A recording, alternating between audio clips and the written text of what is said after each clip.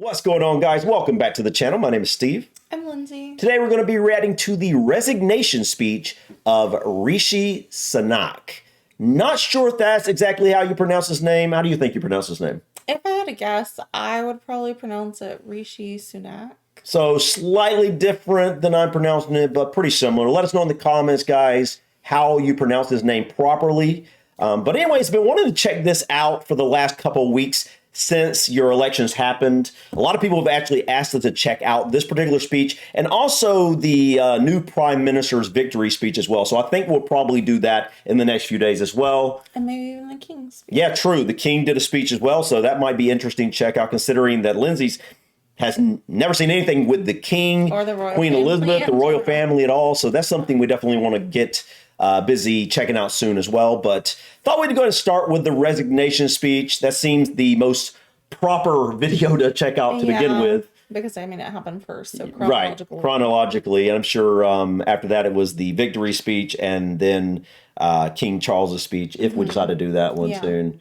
But guys, had no idea what to expect. This will be the first time that I've ever looked at any sort of political speech from the UK, so I think this will be interesting. Yeah. I'm honestly surprised that it's only just over 5 minutes long. Very brief. If this is the whole thing, I would think. I think it is. Hey, I'm all for briefness. I know you are. I like short and sweet. She's more brief. I'm more long-winded on things. So, but honestly, to resign from your position, it seems like a very short speech.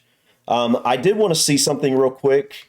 Rishi Sunak is expected to make a statement outside of number 10 Downing Street at 10:30 a.m. before heading to Buckingham Palace to resign as prime minister. Starmer spoke at 12:20 here.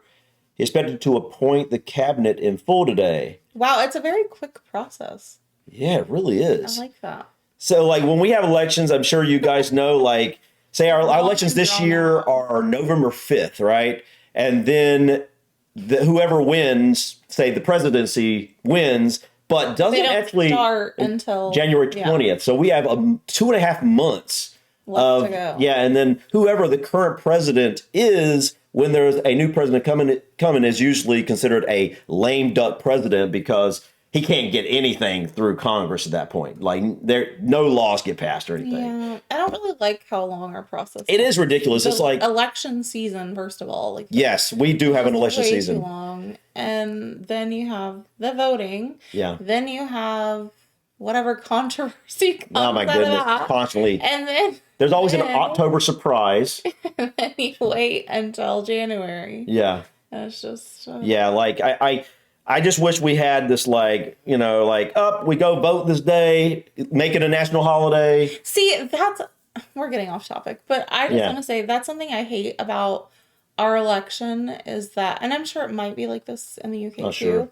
but everyone I feel like should have to vote on the day of voting. Like, I don't think you should be able to, I mean, of course there's exceptions. Military. Can't get there or can't get out of their homes or things like that, but it should be extenuating. It shouldn't be just anyone who wants to anytime leading up to this day. And like, seriously, early voting starts here in, I think it's early September in some states, which is kind of insane that we literally have an election season to where people will be voting for 2.5 months. Yeah, it's a little much in my opinion. You know, instead of like, okay, you don't have a single day, make it a single week. Right. You know, I mean, that seems Definitely pretty fair. needs refined over here. Yeah, it's just too crazy. I mean, and on top of that, it can literally take days before you actually have the results from some states.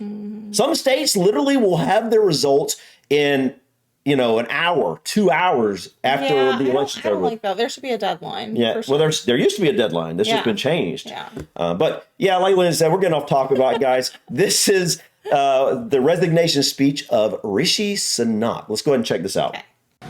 I will shortly be seeing His Majesty the King to offer my resignation as Prime Minister. To the country, I would like to say first and foremost, I am sorry. I have given this job my all, but you have sent a clear signal that the government of the United Kingdom must change, and yours is the only judgment that matters. Wow. Right out the bat, guys. Cry. Why am I tearing up? It's Prime Minister. Oh my gosh. That was he feels humbled. And I think that's pretty cool. Like, Wow. I have no idea if, I don't know anything about what he did while he was in office. So we're not coming from this from political. Just like it's tugging at the heartstrings. We're coming from this from a perspective of seeing this man who was prime minister, talk about. In contrast to how our politicians are. Yeah. And like, you would not see. Generally speaking, very rare for a politician here to be this type of a resignation speech. So far, we're very short into this, but right off the bat, though, very meek. Meek. Yeah, that's a great way to put it. And not in a bad way. It's just that's how I would describe it. Yeah. I have heard your anger, your disappointment, and I take responsibility for this loss. To all the Conservative candidates and campaigners who worked tirelessly but without success, I am sorry that we could not deliver what your efforts deserved. It pains me to think how many good colleagues who contributed so much to their communities and our country will now no longer sit in the House of Commons. I thank them for their hard work and their service. Following this result, I will step down as party leader, not immediately, but once the formal arrangements for selecting my successor are in place.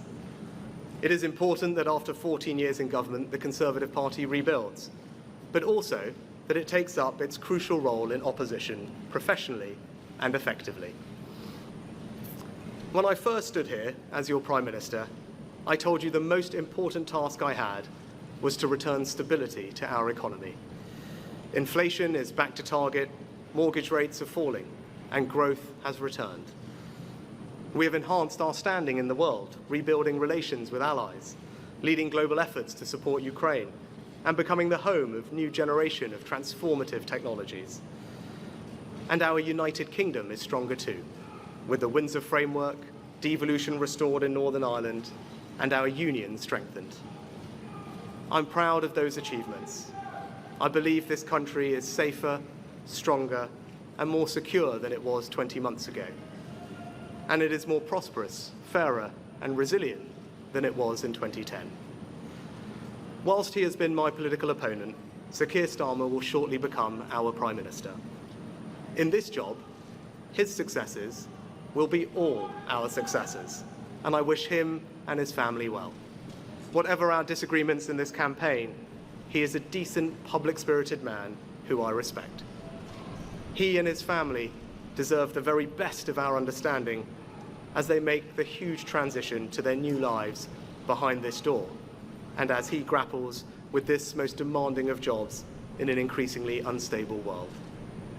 I'd like to thank my colleagues, my cabinet, the civil service, especially here in Downing Street, the team at Chequers, my staff, CCHQ, but most of all, I'd like to express my gratitude to my wife Akshata and our beautiful daughters.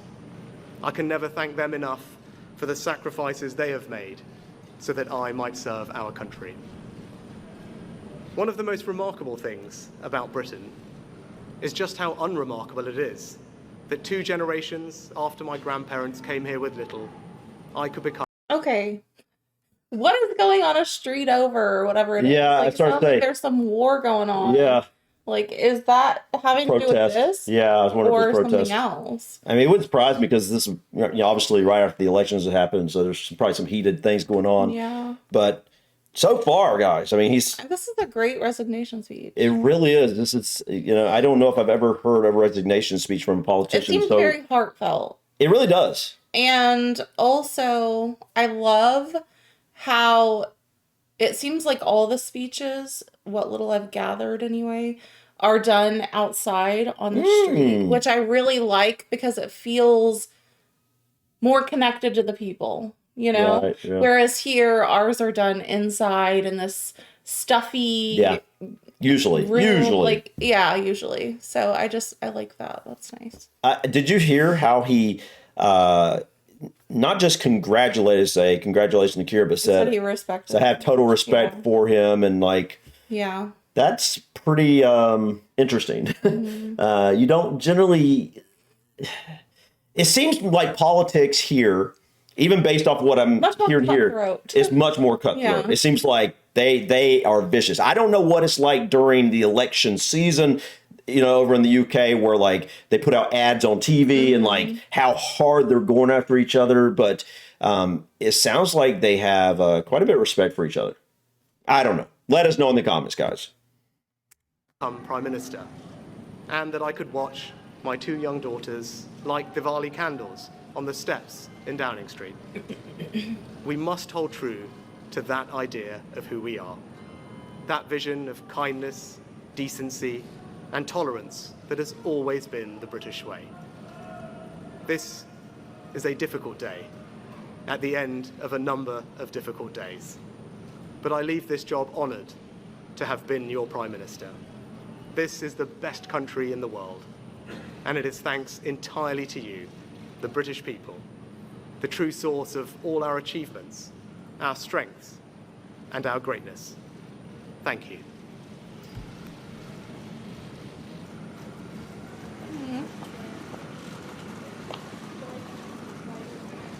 Wow.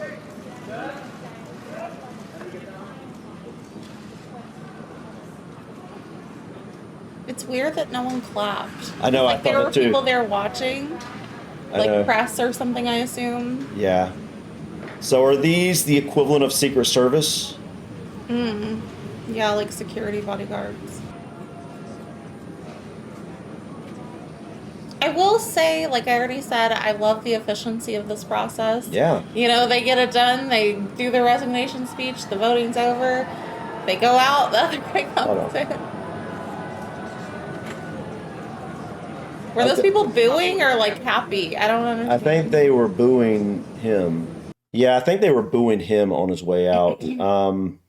This was really interesting, guys. A first speech we ever saw out of the UK. Don't know how similar this is to other speeches. Is it always this upbeat? Or do they get vicious sometime? Because with resignation speeches and things like this. Because this seemed very positive.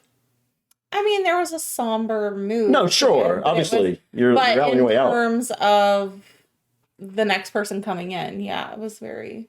I mean, I feel like our politicians do that at the end after the fact, but we know it's BS because whole election cycle, they're at each other's throats. Yeah. So, not like this, though. This actually felt heartfelt. Classy. It was classy. It was very nice. Whatever you think about this, this prime minister that just, Rishi Sunak, whatever you think about his politics or whatever, from an outsider looking in, we thought the speech was very heartfelt. It felt very, just very real.